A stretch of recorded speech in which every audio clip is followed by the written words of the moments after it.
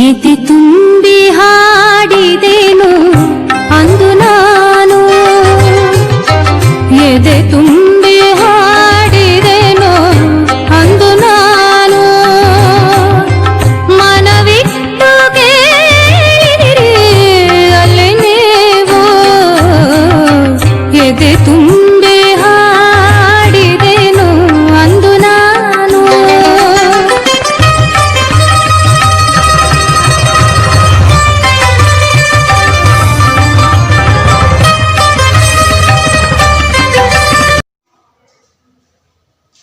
ಆತ್ಮೀಯ ವಿದ್ಯಾರ್ಥಿಗಳಿಗೆ ಆನ್ಲೈನ್ ತರಗತಿಗೆ ಸ್ವಾಗತ. ನಾನು ಬಸವರಾಜ್ ಬಿ ಡೆಂಕನಕಲ್, ಕನ್ನಡ ಅಧ್ಯಾಪಕ, ಸಂಕಲ್ಪ ಪ್ರಥಮ ದರ್ಜೆ ಕಲಾ ಮತ್ತು ವಾಣಿಜ್ಯ ಮಹಿಳಾ ಮಹಾವಿದ್ಯಾಲಯ ಗಂಗಾವತಿ.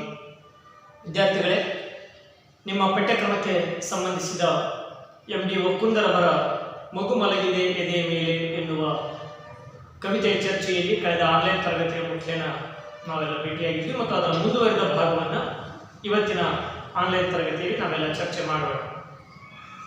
MD ಒಕ್ಕುಂದರವರು ಈ ಕವಿತೆಯ ಮುಖೇನ ಯಾವ ಆಶಯವನ್ನು ಹೊಂದಿದ್ದಾರೆ ಅನ್ನೋದನ್ನು ನಾವು ಕಳೆದ ತರಗತಿಯಲ್ಲಿ ಚರ್ಚೆ ಮಾಡಿದ್ದೀವಿ. ಈಗಾಗಲೇ ಈ ಮುಂಚೆ ಒಂದು ವಿಡಿಯೋ ಇದಕ್ಕಾಗಿ ಬಳಕೆಯಾಗಿದೆ. ಗಮನಿಸಿ, MD ಒಕ್ಕುಂದರವರು ಇಲ್ಲಿ ಮಗು ಅಂತ ಯಾರನ್ನ ಕರೆದಿದ್ದಾರೆ, ಯಾರ ಎದೆಯ ಮೇಲೆ ಮಗು ಮಲಗಿದೆ ಮತ್ತು ಮಗು ಅಂದ್ರೆ ಯಾರು ಅನ್ನೋದನ್ನ ನಾನು ಈಗಾಗಲೇ ನಿಮಗೆ ಪರಿಚಯ ಮಾಡಿಕೊಟ್ಟಿದ್ದೇನೆ.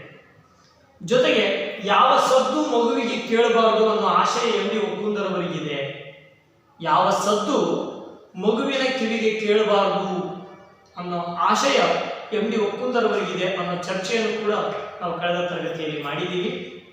ಜೊತೆಗೆ ಒಂದು ಧರ್ಮ ಸಂಘರ್ಷದ ಸದ್ದು ಮಗುವಿಗೆ ಕೇಳಬಾರದು ಮತ್ತು ಧರ್ಮ ಸಂಘರ್ಷ ಅಂದರೆ ಯಾವ ರೂಪದಲ್ಲಿರುವಂಥದ್ದು, ಎಷ್ಟು ಘೋರವಾಗಿ ಧರ್ಮ ಸಂಘರ್ಷದ ಸದ್ದು ಈ ಜಗತ್ತಿನಲ್ಲಿ ತಾಂಡವ ಆಡ್ತಾ ಇದೆ ಅನ್ನೋದನ್ನು ಕೂಡ ನಾವು ಚರ್ಚೆ ಮಾಡಿದ್ವಿ.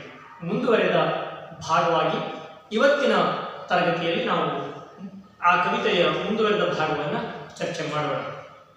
ಗಮನಿಸಿ ವಿದ್ಯಾರ್ಥಿಗಳೇ, ಹೊಟ್ಟೆಯಲ್ಲೇ ಸಾವ ಹೆಣ್ಣು ಭ್ರೂಣದ ಸದ್ದೆ, ಹುಟ್ಟುತ್ತಲೇ ಹುಗಿಯುವ ತಾಯಿ ಮಮತೆಯ ಸದ್ದೆ, ಹರೆಯದ ಜೀವವ ಸುಡುವ ಬೆಂಕಿಯ ಸದ್ದೆ, ಅತ್ಯಾಚಾರಕ್ಕೆ ನಿಂತ ಮುಟ್ಟಿನ ಸದ್ದೆ, ಮನೆ ಶಾಲೆ ಕಾಲೇಜು ಊರು ಕೇರಿ ಹೊಲಗಳಲ್ಲಿ, ಲಂಗ ದಾವಣಿ ಚೂಡಿ ಹರಕು ಸೀರೆಗಳಲ್ಲಿ ಕರಗಿ ಹೋಗುತ್ತಿರುವ ನಿಟ್ಟುಸಿರುಗಳ ಸದ್ದೆ, ನನ್ನ ಹೆಂಡತಿ ಮಗಳು ಸೋದರಿ ತಾಯಂದಿರ ಕೋಳಗಳ ಸದ್ದೆ, ಎದೆಗಿಳಿದು ಕುಕ್ಕುವ ಹದ್ದೆ, ಸುಮ್ಮನಿರು ಮಲಗಿದೆ ಮಗು ಮಲಗಿದೆ ಎದೆಯ ಮೇಲೆ.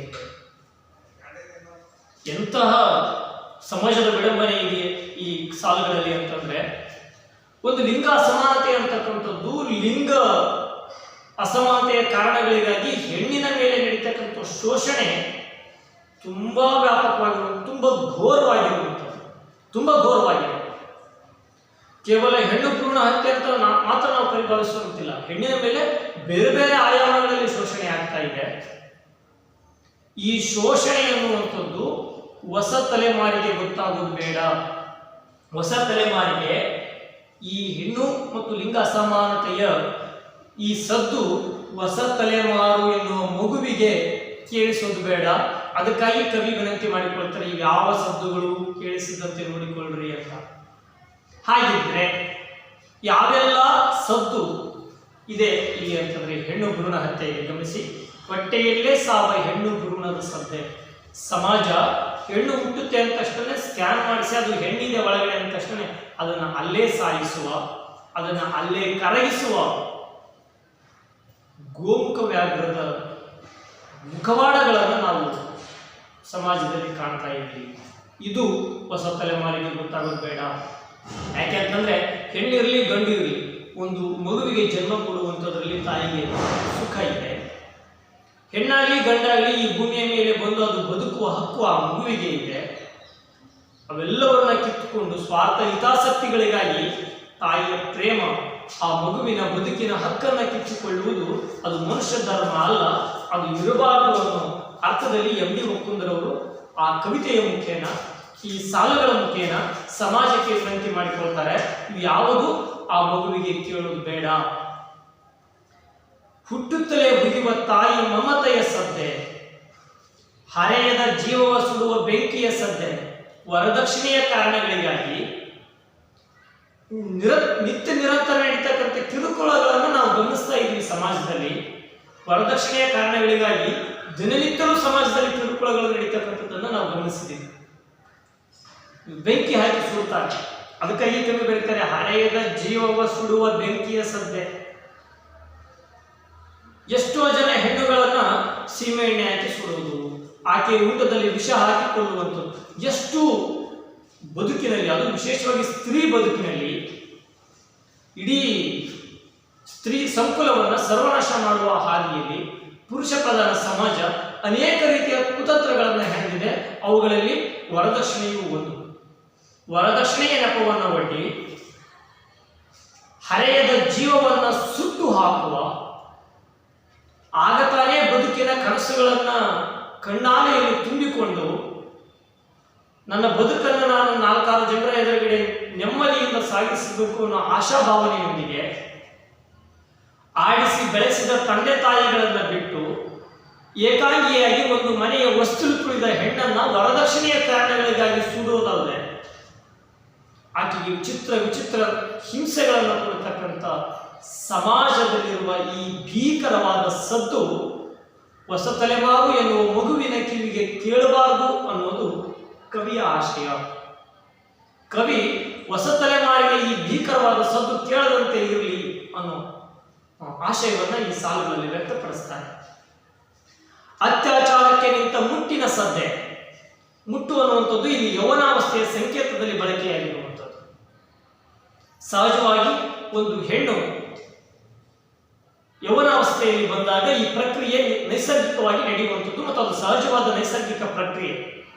ಅದಕ್ಕೆ ಮಡಿಮೈಲಿಗೆ ಕಲ್ಪನೆಗಳನ್ನು ಕಟ್ಟಿ ಆಕೆ ಯೌವನಾವಸ್ಥೆಗೆ ಬಂದಾಕ್ಷಣ ಒಂದು ಇತ್ತೀಚೆಗೆ ಎಷ್ಟು ಘೋರವಾಗಿದೆ ಸಮಾಜ ಅಂತಂದ್ರೆ, ಯೌವನಾವಸ್ಥೆಯಲ್ಲಿರುವ ಹೆಣ್ಣುಗಳನ್ನ ಅತ್ಯಾಚಾರ ಮಾಡೋದನ್ನ ನಾವೆಲ್ಲ ಕೇಳ್ತಾ ಇದ್ವಿ. ದುರಂತ ಅಂತಂದ್ರೆ ಆಗ ತಾನೇ ಹುಟ್ಟಿದ ಎಳೆಗರುಗಳು, ಎಳೆ ಸುಳೆಗಳ ಮೇಲೆ, ಚಿಕ್ಕ ಮಕ್ಕಳುಗಳ ಮೇಲೆ ಕೂಡ ಈಗ ಅತ್ಯಾಚಾರ ಆಗ್ತಾ ಇದೆ. ಒಂದು ಸಮಾಜ ಇನ್ನು ಎಷ್ಟು ಪ್ರಪಾತಕ್ಕೆ ಇಳಿದಿದೆ ಅನ್ನೋದರ ಸಂಕೇತವಾಗಿ ಅವುಗಳೆಲ್ಲವನ್ನು ನಾವು ಗಮನಿಸಬೇಕಾಗಿದೆ. ಸಮಾಜ ತುಂಬಾ ಪ್ರಪಾತಕ್ಕೆ ಬಿದ್ದು ಹೋಗಿದೆ. ಅತ್ಯಾಚಾರಗಳನ್ನು ನಡೆಸುವ ಯೌವನಾವಸ್ಥೆಯಲ್ಲಿರ್ತಕ್ಕಂಥ ಹೆಣ್ಣುಗಳ ಮೇಲೆ ಅತ್ಯಾಚಾರಗಳು ನಡೀತಾ ಇವೆ.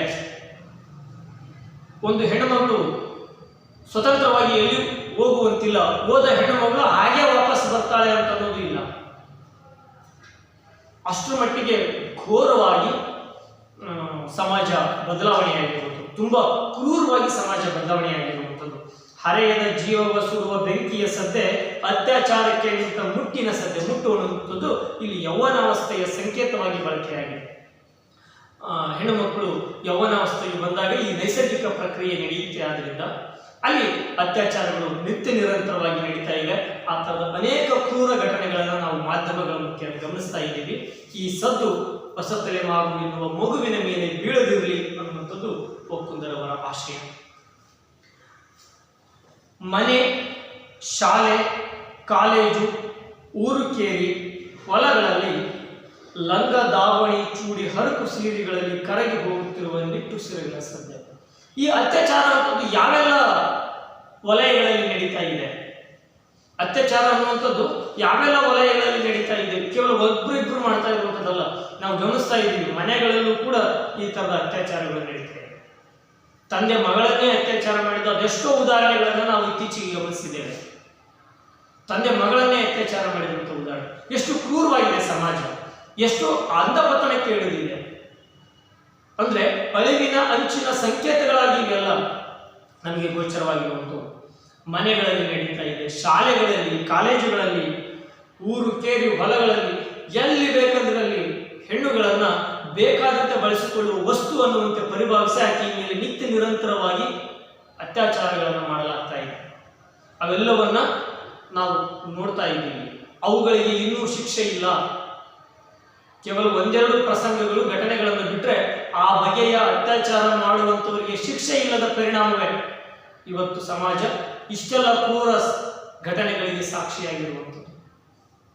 ಹಾಗಾಗಿ ಕವಿ ಬರೀತಾರೆ, ಈ ತರದ ಭೀಕರವಾದ ಸದ್ದುಗಳು ಹೊಸ ತಲೆಮಾರಿಗೆ ಗೊತ್ತಾಗದೆ ಉಳಿಲಿ. ನನ್ನ ಹೆಂಡತಿ, ಮಗಳು, ಸೋದರಿ, ತಾಯಂದಿರ ಕೋಳಗಳ ಸದ್ದೆ. ಕೋಳ ಅಂದ್ರೆ ಬೇಡಿ ಅಂತ. ಬೇಡಿ ಅನ್ನುವಂಥದ್ದು ಇಲ್ಲಿ ನಿರ್ಬಂಧದ ಸಂಕೇತವಾಗಿ ಬಳಕೆಯಾಗಿದೆ. ನಿರ್ಬಂಧಗಳಿದೆ. ನನ್ನ ಹೆಂಡತಿಯನ್ನ ಆದಿಯಾಗಿ, ನನ್ನ ಮನೆಯಲ್ಲಿರುವ ಮಗಳು, ಹೆಂಡತಿ, ಸೋದರಿ, ತಾಯಿ ಎಲ್ಲರಿಗೂ ಕೂಡ ಆ ಹೆಣ್ಣು ಸಂಕುಲಕ್ಕೆ ಒಂದು ದೊಡ್ಡ ನಿರ್ಬಂಧ ಇದೆ. ನೀನು ಹಿಂಗೆ ಇರಬೇಕು, ಹಿಂಗೆ ಮಾಡಬೇಕು, ಇಷ್ಟೇ ಉಣ್ಬೇಕು, ನೀನು ಇಲ್ಲೇ ಹೋಗಬೇಕು. ಎಷ್ಟು ಅವುಗಳ ನಿರ್ಬಂಧಗಳಿಗೆ ಒಂದು ಮಿತಿ ಅನ್ನೋದಿಲ್ಲ. ಆಕೆ ಸಂಕೋಲೆಗಳ ಒಳಗೆಯೇ ಬದುಕ್ತಾ ಇದ್ದಾಳೆ. ಈ ಸಂಕೋಲೆಗಳ ಸದ್ದು ಕೂಡ ಮಗುವಿಗೆ ಕೇಳಿಸಿದಿರಲಿ, ಹೊಸ ತಲೆಮಾರಿಗೆ ಈ ಸಂಕೋಲೆಗಳ ಸದ್ದು ಕೇಳಿಸಿದಿರಲಿ ಅನ್ನೋ ಆಶಯ ಇಲ್ಲಿ ಕವಿಯದ್ದಾಗಿದೆ. ಹಾಗಾಗಿ ಕವಿ ವಿನಂತಿ ಮಾಡಿಕೊಳ್ತಾರೆ, ಈ ಯಾವುದೇ ಸದ್ದು ನಮಗೆ ಕೇಳದಿರಲಿ. ನೀವು ಇಲ್ಲಿ ಲಿಂಗ ಅಸಮಾನತೆ, ಹೆಣ್ಣು ಭ್ರೂಣ ಹತ್ಯೆ ಅನ್ನೋ ಸದ್ದುವಿನ ವಿವರಣೆ ಬರೀಬೇಕಾದಾಗ ಇಷ್ಟೂ ವಿವರಣೆಗಳನ್ನ ನೀವು ಉತ್ತರದಲ್ಲಿ ಬರೀಬೇಕಾಗುತ್ತೆ. ಈ ಎಲ್ಲ ಸದ್ದುಗಳಿಗೆ ಕವಿ ವಿನಂತಿ ಮಾಡಿಕೊಳ್ತಾರೆ, ದಯವಿಟ್ಟು ವಿನಂತಿ ಪೂರ್ವಕವಾಗಿ ಕೇಳ್ಕೊಳ್ತೇನೆ, ದಯವಿಟ್ಟು ಈ ಸದ್ದುಗಳು ಹೊಸ ತಲೆಮಾರು ಎನ್ನುವ ಮಗುವಿಗೆ ಕೇಳಿಸಿದಿರಲಿ ಅನ್ನುವಂಥದ್ದು ಇಲ್ಲಿ ಕವಿ ಆಶೆ. ಮುಂದುವರೆದು ಕವಿ ಬರೀತಾರೆ, ಗಡಿಯಲ್ಲಿ ಎದೆ ಸೀಳುವ ಗುಂಡುಗಳ ಸದ್ದೆ, ಕನಸು ನೆಲ ಕುರುಳುವ ಮುಂಡಗಳ ಸದ್ದೆ, ಹರಿದ ತಾಳಿಯ ಸದ್ದೆ, ಒಡೆದ ಬಳೆಗಳ ಸದ್ದೆ, ನಲ್ಲನ ಬಿಸಿಯ ಅಪ್ಪುಗೆಗೆ ಕಾಯುತ್ತ ಕುಳಿತ ಹೆಣ್ಣ ಹರೆಯದ ಸದ್ದೆ, ಹಡೆದ ಮುದಿ ಜೀವಗಳ ಕಣ್ಣೀರ ಸದ್ದೆ, ಪಡೆದ ಪರದೇಶಿಗಳ ಬಿಕ್ಕಳಿಕೆ ಸದ್ದೆ, ಗಡಿಯಲ್ಲಿ ಬಡರಕ್ತ ಹರಿದು ಹಕ್ಕಳೆ ಬಿಟ್ಟುವಾಗ 100 ಕೋಟಿ ಹೇಸಿಗೆಯ ನುಂಗುವ ದೇಶಭಕ್ತ ಪಾಯಖಾನೆಗಳ ಸದ್ದೆ, ಎದೆಗಿಳಿದು ಕುಕ್ಕುವ ಹದ್ದೆ, ಸುಮ್ಮನಿರು ಮಗು ಮಲಗಿದೆ ಎದೆಯ ಮೇಲೆ. ಎಂತಹ ಚಾಟಿಯೇಟು ಇದೆ ಅಂತಂದ್ರೆ, ನಾವೆಲ್ಲ ಇದನ್ನ ತುಂಬಾ ಮಾನಸಿಕವಾಗಿ ಓದ್ಕೊಂಡ್ಬಿಟ್ರೆ ಸಮಾಜ ಎಷ್ಟು ವಿಷಕಾರಿಯಾಗಿದೆ ಅಂತಂದ್ರೆ ಕಲ್ಪನೆ ಕೂಡ ಮಾಡ್ಕೊಳ್ಳೋಕೆ ಸಾಧ್ಯ ಆಗಲ್ಲ. ಒಂದು ಕಡೆ ದೇಶಭಕ್ತಿಯ ಹೆಸರಿನಲ್ಲಿ ಎಷ್ಟೋ ಅನ್ಯಾಯಗಳು ನಡೀತಾ ಇದೆ. ಬಡವರ ಮಕ್ಕಳನ್ನ ಸೈನಿಕರನ್ನಾಗಿ ಮಾಡಿ ಅವರನ್ನ ಹೋಗಿ ದೇಶದ ಗಡಿಯಲ್ಲಿ ನಿಲ್ಲಿಸಿ ದೇಶದ ಒಳಗಡೆ ಅವರ ಹೆಸರಿನ ಮೂಲಕ, ಅವರ ರಕ್ಷಣೆಯ ಮೂಲಕ ಅನೇಕ ಕೋಟಿಗಳು ನುಂಗಿ ಹಾಕಿದ ಅನೇಕ ಪ್ರಸಂಗಗಳನ್ನು ಈ ದೇಶ ಕಂಡಿದೆ. ತಮ್ಮ ಸ್ವಾರ್ಥ ಹಿತಾಸಕ್ತಿಗಳಿಗಾಗಿ ದೇಶಭಕ್ತಿ ಸೈನಿಕ ಅನ್ನೋ ಹೆಸರನ್ನ ಬಳಸಿಕೊಂಡು ಪ್ರಾಮಾಣಿಕವಾಗಿ ದುಡಿಯುವ ಸೈನಿಕರ ಹೆಸರಿನ ಮೇಲೆ ಒಳಗಡೆ ರೊಕ್ಕವನ್ನು ನುಂಗಿ ನೀರು ಕುಡಿತಕ್ಕಂಥ ಅನೇಕ ಜನ ರಾಜಕಾರಣಿಗಳನ್ನ ಸಮಾಜ ಕಂಡಿದೆ. ಅದನ್ನೇ ಕವಿ ಇಲ್ಲಿ ಬರೀತಾರೆ, 100 ಕೋಟಿ ಹೇಸಿಗೆಯ ನುಂಗುವ ದೇಶಭಕ್ತ ಪಾಯಖಾನೆಗಳ ಸದ್ದೆ. ಎಂತಹ ಅದ್ಭುತವಾದ ಸಾಲು ಇದೆ ಇಲ್ಲಿ. ಹಾಗಾಗಿ ಕವಿತೆ ತುಂಬಾ ವಿಶೇಷ ಅಂತ ಅನಿಸೋದು. ಇಲ್ಲಿ ಮತ್ತೊಮ್ಮೆ ಅವರು ಯಾವ ಸದ್ದಿಗೆ ವಿನಂತಿಯನ್ನ ಮಾಡಿಕೊಳ್ತಾರೆ ಅಂತಂದ್ರೆ,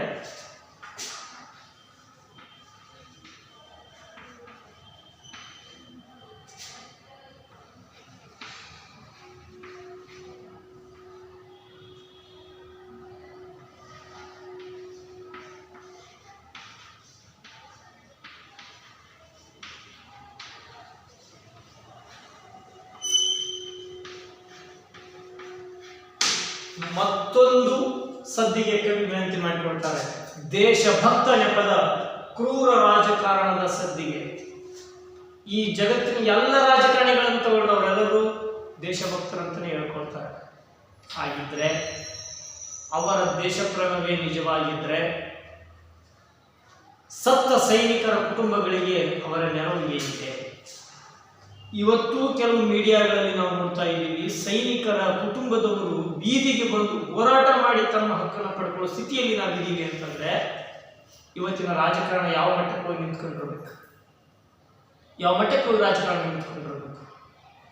ವಿವೇಚನೆ ಮಾಡ್ಕೊಂತ ಹೋದ್ರೆ ಒಂದು ದೊಡ್ಡ ಕ್ರೂರವಾದ ಸಮಾಜ ನಮ್ಮ ಕಣ್ಣೆದುರುಗಡೆ ಇದೆ. ಎಷ್ಟು ಮಟ್ಟಿಗೆ ಅಂತಂದ್ರೆ, ಒಬ್ಬ ಸೈನಿಕ ಈ ದೇಶಕ್ಕಾಗಿ ದುಡಿತೀನಿ ಅಂತೇಳಿ ಮನೆ ಬಿಟ್ಟು ಹೋದ್ರೆ ಅವನೊಬ್ಬ ಮಾತ್ರ ಹೋಗೋದಿಲ್ಲ. ಅದರಿಂದ ಆಗ್ತಕ್ಕಂಥ ಒಂದು ಭಯಂಕರವಾದ ಸತ್ಯವನ್ನ ಇಲ್ಲಿ ಕವಿ ಬಿಚ್ಚಿಡ್ತಾರೆ. ಗಡಿಯಲ್ಲಿ ಎದೆ ಸೀಳುವ ಗುಂಡುಗಳ ಸದ್ದೆ. ಒಬ್ಬ ಸೈನಿಕ ತನ್ನ ದೇಶಕ್ಕಾಗಿ, ಈ ನೆಲಕ್ಕಾಗಿ ಏನೆಲ್ಲ ತ್ಯಾಗ ಮಾಡಿ ಹೋಗಿ ಗಡಿಯಲ್ಲಿ ನಿಂತ್ಕೊಳ್ತಾನೆ ಅಂತಂದ್ರೆ, ಒಂದು ತನ್ನ ಎದೆಯನ್ನ ಗುಂಡುಗಳಿಗೆ ಒಡ್ಡೋದಕ್ಕೆ ಅವನು ರೆಡಿಯಾಗಿರ್ತಾನೆ. ಕನಸು ನೆಲಕುರುಳುವ ಮುಂಡಗಳ ಸದ್ದೆ. ಅವನದೇ ಆದಂಥ ಒಂದು ಕನಸಿರುತ್ತೆ, ನಾನು ಈ ದೇಶಕ್ಕಾಗಿ ಸೇವೆ ಸಲ್ಲಿಸಿ ಮತ್ತೆ ನಾನು ನನ್ನ ನಾಡಿಗೆ ಬರ್ತೀನಿ, ನನ್ನ ನಾಡಿಗೆ ಬಂದಾದ ಮೇಲೆ ನನ್ನ ಹೆಂಡತಿ ಮಕ್ಕಳ ಜೊತೆಗೆ ನಾನು ಸ್ವಚ್ಛಂದವಾದ ಬದುಕನ್ನು ನಡೆಸ್ತೀನಿ, ಹಾಗೆ ಹೀಗೆ ಅಂತೇಳಿ ಅವನದೇ ಆದಂಥ ಸ್ಪಷ್ಟ ಕನಸುಗಳಿರ್ತವೆ. ಆದರೆ ಅವನ ಬದುಕಿಗೆ ವ್ಯಾಲಿಡಿಟಿ ಬಹಳ ಕಡಿಮೆ. ಅವನು ಬದುಕ್ತೀನಿ ಅಂತ ಅನ್ನೋದಕ್ಕೆ ಇವತ್ತು ಮಲಗಿದ ಸೈನಿಕ ನಾಳೆ ಬೆಳಗ್ಗೆ ಎಚ್ಚರಗೊಳ್ತಾನೆ ಅಂತಂದ್ರೆ ಅದು ಅವನ ತಾಯಿ ಹೊಟ್ಟೆ ತಣ್ಣಗಿರಬೇಕು. ಅಷ್ಟು ಸಂದಿಗ್ಧ ಸ್ಥಿತಿಯಲ್ಲಿ ಒಬ್ಬ ಸೈನಿಕ ತನ್ನ ಕನಸುಗಳನ್ನು ಪಣಕ್ಕಿಟ್ಟು ಹೋಗಿ ದೇಶವನ್ನು ಕಾಯ್ತಾ ಇರ್ತಾರೆ. ಅವನ ಜೊತೆಗೆ ಅವನ ಇಡೀ ಕುಟುಂಬ ಅವನ ಬೆನ್ನಿಗೆ ನಿಂತುಕೊಂಡಿರುತ್ತೆ. ಒಬ್ಬ ಸೈನಿಕನ ಬೆನ್ನಿಗೆ ಅವನ ಇಡೀ ಕುಟುಂಬ ನಿಂತುಕೊಂಡಿರುತ್ತೆ. ಹರಿದ ತಾಳಿಯ ಸದ್ದೆ, ಒಡೆದ ಬಳೆಗಳ ಸದ್ದೆ. ಹೀಗಾಗಿ ಕನಸುಗಳನ್ನ, ತನ್ನ ದೇಹಗಳನ್ನ ಈ ನೆಲಕ್ಕಾಗಿ ತಮ್ಮ ಪ್ರಾಣವನ್ನೇ ತ್ಯಾಗ ಮಾಡಿದಾಗ ಎಷ್ಟೋ ಜನ ಹೆಂಡತಿಯರು ತಾಳಿಗಳನ್ನು ಹರಿದುಕೊಂಡಿದ್ದಾರೆ. ಎಷ್ಟೋ ಜನ ಹೆಣ್ಣುಗಳು ಈ ದೇಶಕ್ಕಾಗಿ ಸೇವೆ ಸಲ್ಲಿಸಿದ ಸೈನಿಕನಿಗಾಗಿ ತಮ್ಮ ತಾಳಿಯನ್ನ ಪಣಕ್ಕಿಟ್ಟಿದ್ದಾರೆ. ಹರಿದ ತಾಳಿಯ ಸದ್ದೆ, ಒಡೆದ ಬಳೆಗಳ ಸದ್ದೆ, ನಲ್ಲನ ಬಿಸಿಯ ಅಪ್ಪುಗೆಗೆ ಕಾಯುತ್ತ ಕುಳಿತ ಹೆಣ್ಣ ಹರೆಯದ ಸದ್ದೆ. ಅದೆಷ್ಟೋ ಜನ ಸೈನಿಕರು ಮದುವೆಯಾಗಿ ವಾರದೊಳಗೆ ಮತ್ತೆ ಅನಿವಾರ್ಯ ದೇಶ ಸೇವೆಗಾಗಿ ಗಡಿಗೆ ಹೋಗ್ತಾರೆ.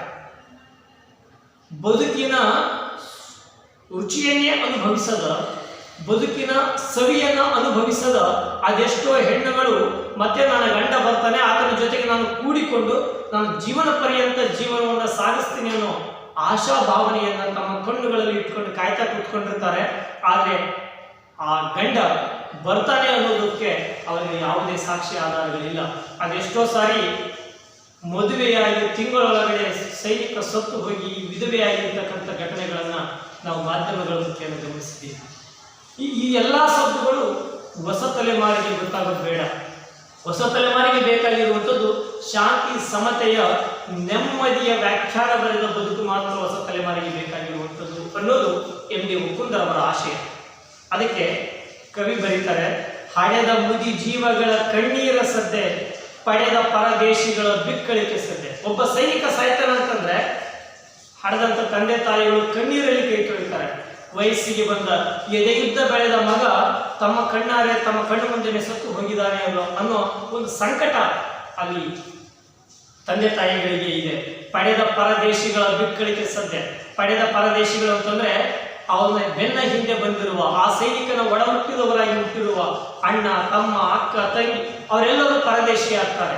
ದುಡಿದು ಕುಟುಂಬಕ್ಕೆ ಆದಾಯವನ್ನು ತಂದು ಕೊಡ್ತಕ್ಕಂಥ ಒಬ್ಬ ಹುಡುಗ, ಯೌವನಾವಸ್ಥೆಯಲ್ಲಿ ಇರ್ತಕ್ಕಂಥ ಒಬ್ಬ ಯುವಕ ದೇಶ ಸೇವೆ ನೆಪದಲ್ಲಿ ತನ್ನ ದೇಶಕ್ಕಾಗಿ ತನ್ನ ಪ್ರಾಣವನ್ನು ಅರ್ಪಿಸಿ ಇಡೀ ಕುಟುಂಬ ಕಣ್ಣೀರಲ್ಲಿ ಕೈ ತೊಳೆಯುವಂತೆ ಆಗುತ್ತೆ.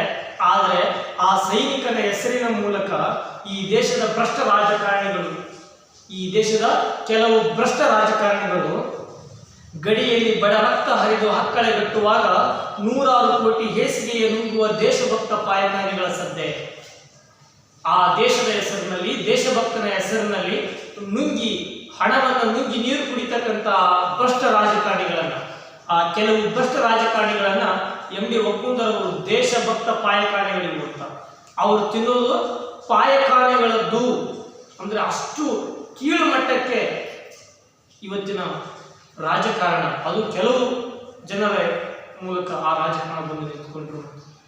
ಅದನ್ನೇ ಕವಿ ಇಲ್ಲಿ ದೇಶಭಕ್ತ ಪಾಯಕಾರಿಗಳು ಅಂತ ಬರೀತಾರೆ. ದೇಶಭಕ್ತ ಪಾಯಕಾರಿಗಳ ಸದ್ದೆ, ಎದೆಗಿಳಿದು ಕುಕ್ಕುವ ಹದ್ದೆ, ಸುಮ್ಮನಿರು ಮಗು ಮಲಗಿದೆ ಎದೆಯ ಮೇಲೆ. ಹೀಗೆ ಕವಿತೆ ಎಂ.ಡಿ. ಒಕ್ಕುಂದರವರು ಹೊಸ ತಲೆಮಾರಿಗೆ ಈ ವರ್ತಮಾನದಲ್ಲಿ ನಡೀತಕ್ಕಂಥ ಈ ಭೀಕರವಾದಂತಹ ಘೋರವಾದಂತಹ ಘಟನೆಗಳು ಗೊತ್ತಾಗದೆ ಹೊಸ ತಲೆಮಾರು ಅದು ನೆಮ್ಮದಿಯಿಂದ ಇರಲಿ ಅನ್ನೋ ಆಶಯಕ್ಕಾಗಿ ಅವರು ಸದಾ ಹರಸಿ ಈ ಕವಿತೆಯನ್ನು ವಿಶ್ಲೇಷಣೆಗೆ ಒಳಪಡಿಸ್ತಾರೆ. ಮುಂದೆ ಕವಿತೆ ಯಾವ ರೀತಿ ಸಾಗುತ್ತೆ ಅನ್ನೋದನ್ನು ನಾವು ನಂತರದ ತರಗತಿಯಲ್ಲಿ ಚರ್ಚೆ ಮಾಡೋಣ. ಅಲ್ಲಿವರೆಗೂ ನೀವೆಲ್ಲ ಮನೆಯಲ್ಲಿ ಇದ್ದುಕೊಂಡು ಅಧ್ಯಯನಶೀಲರಾಗಿ ಅನ್ನೋ ಮಾತನ್ನು ಹೇಳ್ತಾ ಇವತ್ತಿನ ತರಗತಿಗೆ ಪೂರ್ಣ ವಿರಾಮವನ್ನು ಸಲ್ಲಿಸೋಣ. ನಮಸ್ಕಾರ.